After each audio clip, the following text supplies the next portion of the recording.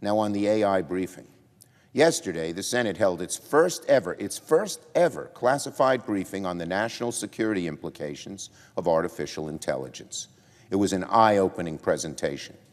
Many of us have spent a lot of time educating ourselves on AI, talking with the experts, holding hearings. But yesterday's briefing was a candid wake-up call on how truly complicated AI is and how much work, hard work, we have before us. This will be an ongoing effort. We want to move quickly, but not too quickly. We need to move quickly so bad countries, authoritarian countries, and bad actors, not countries themselves, don't get ahead of us.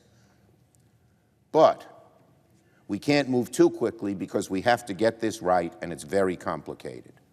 AI action will not be a matter of weeks nor of years, but rather of months.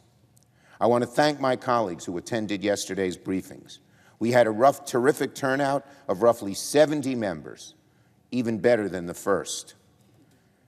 I want to thank the briefers by name, Dr. Arati Prabhakar, Director of the White House Office of Science and Tech, Avril Haines, Director of National Intelligence, Kath Hicks, Deputy Secretary of Defense, Vice Admiral Trey Whitworth, Director of National Geospatial Intelligence Agency, and Dr. Craig Martell, Chief Digital and AI Officer at DoD. Each briefer was clear, concise, and informative, and I was gratified that my Republican colleagues came out of the briefing and said, yes, this was a real back and forth, not just some people reading a piece of paper and not answering questions. Now, for sure, we're not done. Very soon, I will announce the timing for our third all-Senate briefing and again urge my colleagues to attend, especially those who couldn't make the first two briefings. Learning as much as we can about AI as quickly as possible is essential. AI is unlike anything Congress has dealt with before. It moves and changes so quickly, is going to affect our world so dramatically, is so much deeper in its complexity, and lies so far outside our expertise. Coming up with legislative solutions will be one of the most difficult things Congress has ever faced. So these briefings are an important initial step. And I don't kid myself on how difficult this is going to be. Some people said, why did I decide to take this on? Well, just because an issue is difficult or unfamiliar to Congress is no excuse to turn away, especially when it is so important and is going to have such a huge effect on every American and every person of the world's lives. We can't throw our hands in the air and hope someone else figures it out. One of the many things yesterday's briefing made clear is one of them was that government must play a role in making sure AI works for society's benefit.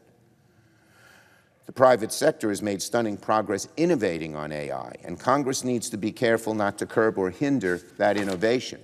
But we're going to need guardrails, and that is the only agent that can do that is government.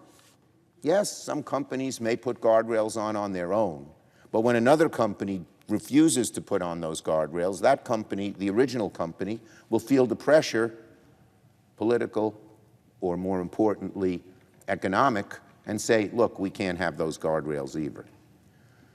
Even if many developers have good intentions, there are always going to be rogue actors, unscrupulous companies, and foreign adversaries that seek to harm us and discard any guardrails at all.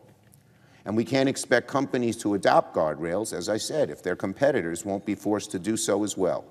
So it's only a task that government can do with help and input from the experts. And that was made clear at the hearings yesterday, and even those AI companies that are way out front on this now admit that they need some government action. We need some kinds of guardrails. Later this year, Congress will host the first ever AI Insight Forums to bring the best developers, experts, and legislators in one room to identify the areas where we can take action, to make sure we're asking the right questions to begin with. Ensuring our national security and safety will be one of the most important issues we discuss. And I want to thank everyone who attended yesterday. It was bipartisan, and we must keep this issue bipartisan. How to deal with AI is not a Republican issue, it's not a Democratic issue, it's a national issue. And I really want to thank our little group of Senators Heinrich Rounds-Young for helping organize these briefings. I look forward to the third briefing soon.